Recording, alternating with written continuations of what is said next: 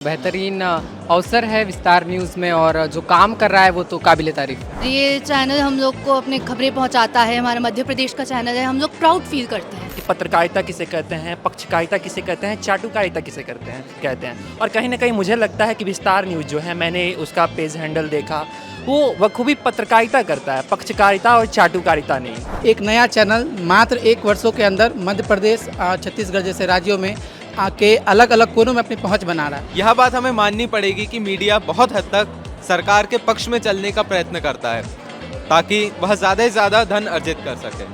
पर विस्तार न्यूज़ इस मामले में थोड़ा सा अलग है।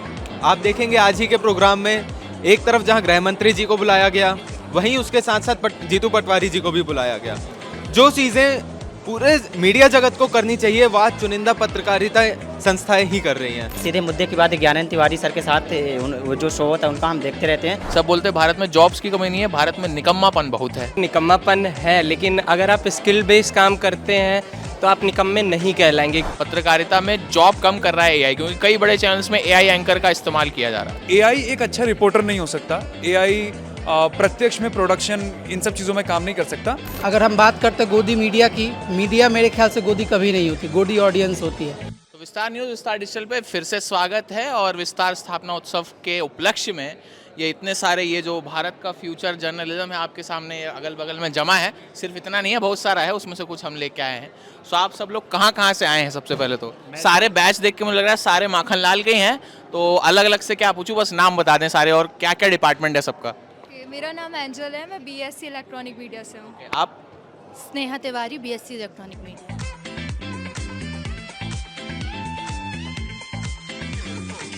सारे स्टूडेंट्स से हम पूछते हैं कि किस तरह से देखते हो आने वाले दिनों में पत्रकारिता को, जिस तरह से हमारे देश के प्रेजेंट सिचुएशन है, और उसमें विस्तार न्यूज़ को सबसे पहले कैसे देखते हो? नया चैनल है तो बहुत जल्दी नई ऊंचाइयाँ छुआ है मध्य प्रदेश की, तो बहुत अच्छा लगता है कि कोई जर्नलिज्म में इतना अच्छा कर रहा है, वो भी मध्य प्रदेश में। आगे भविष्य में हमें भी जाना है, इलेक्ट्रॉनिक मीडिया पढ़ रहे हैं तो इलेक्ट्रॉनिक मीडिया में ही काम करेंगे। तो बेहतरीन अवसर है विस्तार न्यूज़ में और जो काम कर रहा है वो तो काबिल तारीफ है। ये चैनल हम लोग को अपने खबरें पहुंचाता है। हमारा मध्य प्रदेश का चैनल है। हम लोग प्राउड फील करते हैं क्योंकि हम लोग भी पत्रकारिता के छात्र हैं। हम लोग को भी एक ऐसे ही मुकाम पे जाना है कि लोग हम पे लुकअप कर सके कि इनके जैसा बनना है। तो यही हम लोग देख रहे हैं। बहुत सारे पॉलिटिशियंस आए हैं, बहुत सारे हमारे यूनिवर्सिटी के कुलगुरु जी थे यहाँ पे, तो उनके इंटरेक्शंस हम सुनते हैं। वो जब अपने स्पीचेस देते हैं हमारे कॉलेज में तो वो सुनते हैं, तो उससे हम बहुत ज़्यादा इंस्पायर होते हैं as a future of journalism. So yes, को बहुत ज़्यादा खुशी मिलती है जब हम लोग सबसे पहली बात तो जो मौजूदा स्वरूप है पत्रकारिता को कहीं ना कहीं बदलता जा रहा है। और हम भारत के सबसे बड़े पत्रकारिता विश्वविद्यालय माखनलाल के विद्यार्थी हैं। माखनलाल में ब्रजेश सर आए भी थे, तो उनके सामने भी मैंने पत्रकारिता की गुणवत्ता पर सवाल रखा था।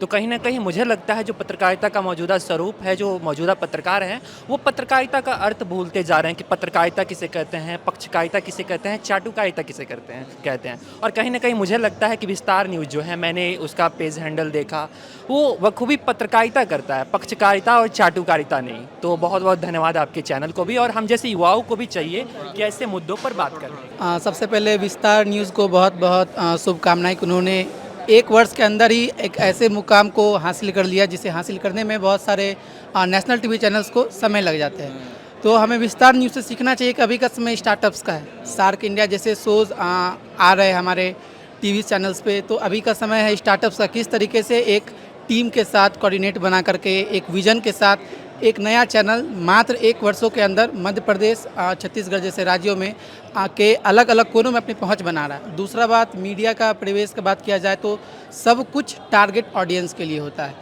अगर हम बात करते हैं गोदी मीडिया की, मीडिया मेरे ख्याल से गोदी कभी नहीं होती, गोदी ऑडियंस होती है। क्योंकि हम मीडिया चैनल से, हमारे फैमिली है, हम भी 2 पैसा कमाना चाहते हैं, ऑडियंस को वही देखना पसंद है। एक कहावत है मशहूर की, जनता जैसी होती है उसको पुलिस और मीडिया भी वैसे ही मिलती है। तो कितना सत्य मानते हैं आप इस बात?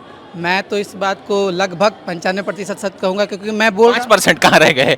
5% की मीडिया का भी कुछ एथिक्स है। अगर जनता राह से भटक रही है तो मीडिया को चाहिए कि वो अपने स्वरूप को दिखाए। हम देख सकते थे कि किस तरीके से इमरजेंसी में जब मीडिया के पावर को सीज कर लिया गया, कहा जाता है कि अगर मीडिया की बोलती बंद कर दी जाती है तो लोकतंत्र गूंगा हो जाता है। तो वो जो 5% है वही लोकतंत्र की आवाज़ है। तो ऑडियंस के साथ तो चलना ही चाहिए, लेकिन अपने जो नैतिक मूलभूत सिद्धांत है उसका भी ध्यान रखना चाहिए। सर, मेरा मानना है कि मीडिया लोकतंत्र का, जैसा हम जानते हैं, चौथा स्तंभ है। पर यह बात हमें माननी पड़ेगी कि मीडिया बहुत हद तक सरकार के पक्ष में चलने का प्रयत्न करता है ताकि वह ज़्यादा से ज़्यादा धन अर्जित कर सके। पर विस्तार न्यूज़ इस मामले में थोड़ा सा अलग है। आप देखेंगे आज ही के प्रोग्राम में एक तरफ जहां गृह मंत्री जी को बुलाया गया, वहीं उसके साथ साथ जीतू पटवारी जी को भी बुलाया गया। जो चीज़ें पूरे मीडिया जगत को करनी चाहिए वह चुनिंदा पत्रकारिता संस्थाएं ही कर रही हैं। हाँ, विस्तार बहुत अच्छा काम कर रही है। जैसे कि 1 साल का समापन हुआ है, हमें पिछले 1 साल से जैसे कि विस्तार को देख रहे हैं, तो वो डिजिटल प्लेटफॉर्म पे जगह देखा जाए, इंस्टाग्राम वगैरह पे, तो जिस माध्यम से शॉर्ट्स और रील्स के फॉर्मेट में आजकल ऑडियंस ज़्यादा देखती है, युवा जो है ज़्यादा देखते हैं, रीच ज़्यादा रहती है उसको, उस मतलब माध्यम से इतना अच्छा विस्तार काम कर रहा है, तो हमें बहुत अच्छा लगता है। और हमारे जैसे मतलब जो एस्पायरिंग जर्नलिस्ट हैं उनके लिए बहुत अच्छा है और बहुत बढ़िया मौका है। तो पत्रकारिता के भविष्य को कैसे देखते हैं? मतलब विस्तार से हटके अगर बात करें तो इंडिया में जिस तरह से आरोप भी बहुत लगते हैं, प्रत्यारोप भी होते हैं, किस तरह देखते हो? जी बिल्कुल, आरोप प्रत्यारोप तो होंगे ही, पत्रकारिता है तो। मगर अगर हम बात करें आगे कि अगर पत्रकारिता को देखें तो अभी जैसे कि डिजिटल प्लेटफॉर्म आ गए हैं, तो पत्रकारिता कहीं ना कहीं हम देखें बहुत बड़े जो वरिष्ठ हमारे पत्रकार थे वो भी कहीं ना कहीं न्यूज़ चैनल छोड़ के मतलब डिजिटल खुद का खोल रहे हैं। हाँ, तो वो कहीं ना कहीं एक तरह से हम लोग को वो दे रहा है कि मतलब इंडिपेंडेंसी दे रहा है, और जो निष्पक्ष पत्रकारिता करने का एक वो प्लेटफॉर्म मिलता है कहीं ना कहीं। तो मुझे लग रहा है कि आने वाले समय में और भी इसमें बेहतरी होगी। एआई कितना असर डाल रहा है पत्रकारिता के ऊपर? क्योंकि सब ये कह रहे हैं कि पत्रकारिता में जॉब कम कर रहा है एआई, क्योंकि कई बड़े चैनल्स में एआई एंकर का इस्तेमाल किया जा रहा है। देखिए, मुझे ऐसा लगता है कि अगर मैं एक बार एक छोटा सा इसमें आपको समय लेके पहले प्रिंट बताता हूँ, फिर डिजिटल पे जाता हूँ। प्रिंट मीडिया में सबसे बड़ी दिक्कत हो रही है, जैसे हमारा पत्रकारिता विभाग का एक अखबार छपता है विकल्प, उसमें जितने बच्चे आजकल आलेख भेजते हैं वो ज़्यादातर चैट जीपीटी की मदद से ठीक करा हुआ भेजते हैं, तो वो एक आत्म सृजनात्मकता को पर घात डालता है। इसके साथ अगर एंकरिंग और डिजिटल की बात करूँ तो मैं ये मान रहा हूँ कि डिजिटल एंकरिंग में एक साथ एक तौर पर मदद कर रहा है, पर एक एआई एक अच्छा रिपोर्टर नहीं हो सकता। एआई प्रत्यक्ष में प्रोडक्शन इन सब चीज़ों में काम नहीं कर सकता। तो मुझे लगता है कि असर है, और हम जितना बेहतर इसको आत्मसात कर लें वो बेहतर है, क्योंकि अब एआई अभी तो मतलब अपने शैशव काल में, अब तो बढ़ता ही जाएगा। एआई थोड़े सर्कमस्टांसेस को चेंज कर सकता है, but I don't think so कि जॉब पे बहुत ज़्यादा मेजर इम्पैक्ट आएगा। क्योंकि जब हम आईटी सेक्टर की बात करें, जब उधर एआई आया था तो पीपल वर लाइक कि आईटी सेक्टर तो बिल्कुल डिमोलिश होने वाला है, लोगों की जॉब चली जाएगी ये वो। बट अभी अगर हम सिचुएशन देखें तो कोई खास अंतर नहीं पड़ा। एआई सिर्फ आपको हेल्प कर सकता है, बट आपके किसी जॉब को कुछ डिस्टर्ब नहीं कर सकता। आई डोंट थिंक सो कुछ ऐसी प्रॉब्लम आएगी।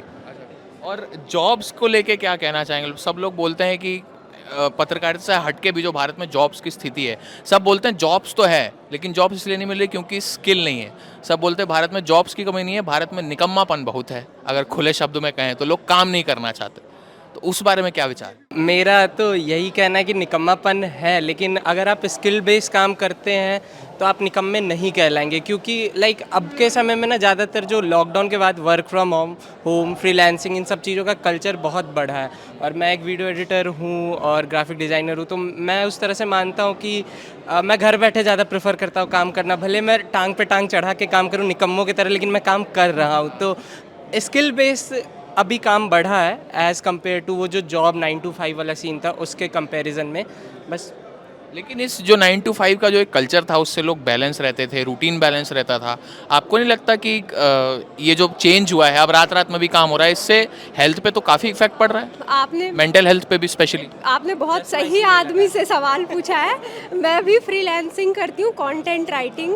तो मतलब मेरी तो स्लीपिंग शेड्यूल एकदम ही ख़राब हो गई है, मतलब और मेंटल हेल्थ फिर तो ऑफकोर्स ख़राब ही होगी।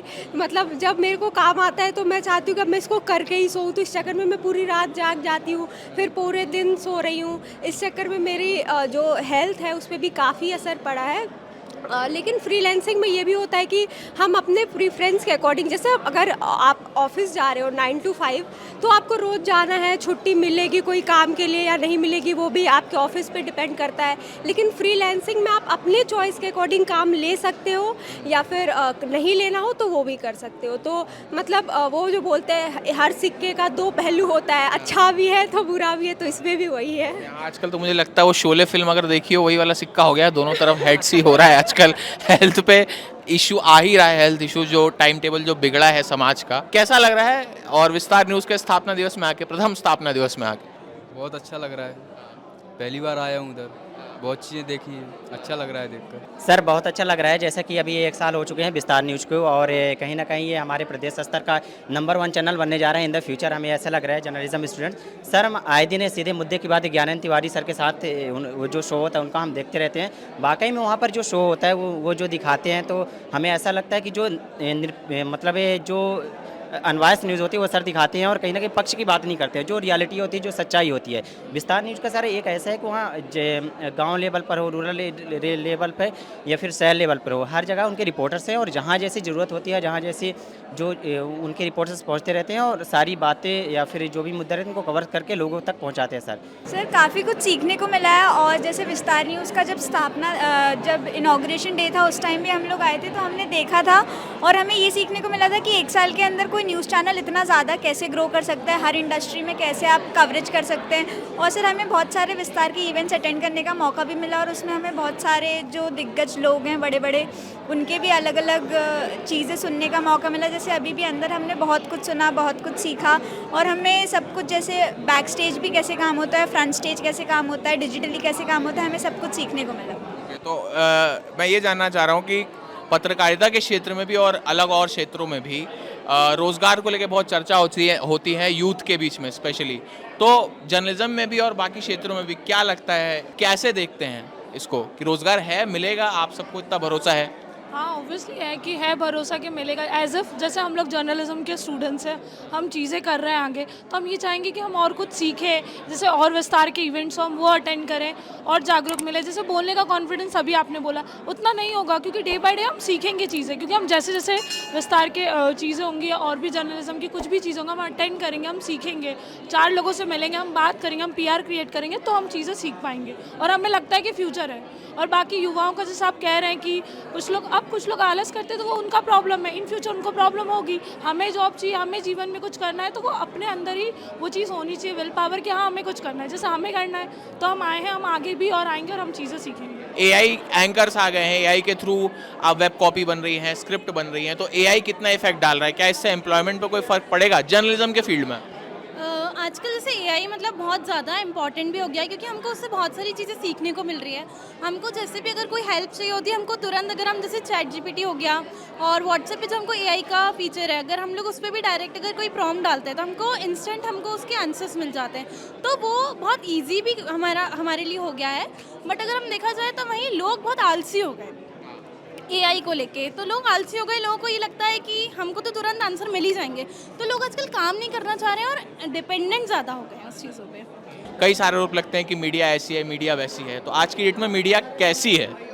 सर वाकई में अगर देखा जाए तो अभी जो रैंक आया है तो भारत का जो रैंक है 151 नंबर पे है, तो वाकई में थोड़ा बहुत तो सुधार आना चाहिए। और डिजिटल के एज हो गया है, जो भी जितने भी पत्रकार हैं, हमारे वरिष्ठ पत्रकार हैं, तो सर आज ट्रेडिशनल को छोड़ कर, इलेक्ट्रॉनिक को छोड़कर आज डिजिटल में भी जा रहे हैं, तो कहीं ना कहीं थोड़ा सा चेंजेस होने चाहिए और अनवाइज तरीके से निष्पक्ष पत्रकारिता की ज़रूरत है। और जो कि विस्तार न्यूज़ हमारे ये कर रहा है, अभी 1 साल में देखा गया है विस्तार न्यूज़ निष्पक्ष पत्रकारिता में क्षेत्र में आगे है और काम भी कर रहा है सर।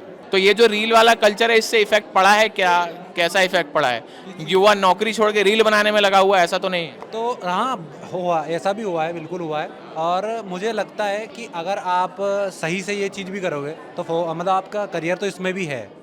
तो अगर इस चीज़ को ऐसा कहना तो सही नहीं रहेगा कि इसमें करियर नहीं है, तो कहीं ना कहीं जो कर रहे हैं, अब अगर उनको लगता होगा तभी तो कर रहे हो। आपसे ये जानना चाहूँगा कि जो ये फ्रीलांसिंग हो गई है आजकल, लोग और भी ज़्यादा चीज़ों में हैं नौकरी के अलावा भी, तो उससे शेड्यूल में फ़र्क पड़ा है? पहले 9 to 5 का कल्चर था, 10 to 7 का कल्चर था, अब रात में भी काम कर रहे हैं। सो द थिंग इज़ कि मेंटल पीस की जो आप बात कर रहे हैं उस पर तो बहुत ज़्यादा इम्पैक्ट पड़ रहा है, क्योंकि आजकल की जो यूथ है उन्हें बस ये चाहिए रहता है कि हम एनी हाउ बस पैसे बनाएं, वो कैसे भी करें। तो कुछ लोग तो 24+ आवर्स भी लगे रहते हैं कॉन्स्टेंटली, तो ये चीज़ें बहुत ज़्यादा मतलब बिगाड़ रही हैं यूथ को। और अकॉर्डिंग टू मी 9 to 5 वाली चीज़ तो ठीक है, बट जो लोग फ्रीलांसिंग वगैरह कर रहे हैं। उसमें भी अगर देखा जाए, अगर आप सही फील्ड चूज़ कर रहे हैं तो स्कोप तो उसमें भी बहुत ज़्यादा है। अब जैसे कि मैं हूँ तो मैं जर्नलिज्म के साथ साथ मैं मॉडलिंग में अपना करियर परस्यू कर रही हूँ। सो उसमें मेरी लाइक रैम वॉक ये वो, तो उसमें लाइक अच्छा खासा स्कोप है। तो अगर आप एक अच्छी फील्ड चूज़ करते हैं तो मेंटल पीस तो उसी पर डिपेंड करती है।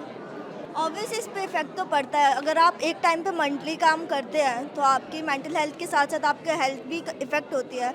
या फिर तो आप वो काम करें, मेरी सलाह यही है कि आप वही काम करें जिसमें आपका दिल और आपका मन लगे। और अगर आप एक साथ दो दो जगह पे काम कर रहे होते हैं तो उससे आपकी मेंटल प्रेशर बहुत ज़्यादा हाई होता है। जैसे कि मैं अगर एक ऑथर हूँ, राइटर हूँ और साथ में अगर मैं फिल्म मेकिंग का काम भी कर रही हूँ तो उसमें मेरे साथ बहुत ज़्यादा स्ट्रेस वाली बात हो जाती है। एक टाइम पे इतने सारे काम आप नहीं कर सकते हो। एक टाइम पे एक ही जगह पे फोकस करके करेंगे तो आप इफेक्टिवली और इफ़िशिएंटली दोनों में वर्क कर सकते हैं। जो पेरेंट्स का रहता है स्पेशली कि पेरेंट्स के अंदर भी एक कंपटीशन की भावना आ गई है ना, उसका बच्चा कर रहा है तो मेरा बच्चा भी क्यों ना करे, तो वो कहाँ तक कितना सही है कंपटीशन। और ये कंपटीशन हेल्दी कंपटीशन नहीं रहा है मेरे हिसाब से, तो ये बहुत ज़्यादा हो गया है। तो बच्चों के अलावा पेरेंट्स पे भी एक एक्स्ट्रा प्रेशर आया है, उसको कैसे देखते हैं आप लोग? इस चीज़ में तो मैं बहुत ज़्यादा ब्लेस्ड हूँ क्योंकि मेरे पेरेंट्स ऐसे नहीं है कि लाइक कंपटीशन बढ़िया है तो तुम्हें भी वही चीज़ करनी है। ही इज़ लाइक वो बहुत सपोर्टिंग है। तो उनका मानना तो ऐसा है कि तुम जो भी कर रहे हो अपना बेस्ट दो, और यार हार जीत तो चलती रहती है तो competition doesn't matter here. It's not a game और समथिंग लाइक दैट कि आपको रेस है तो जीतनी है।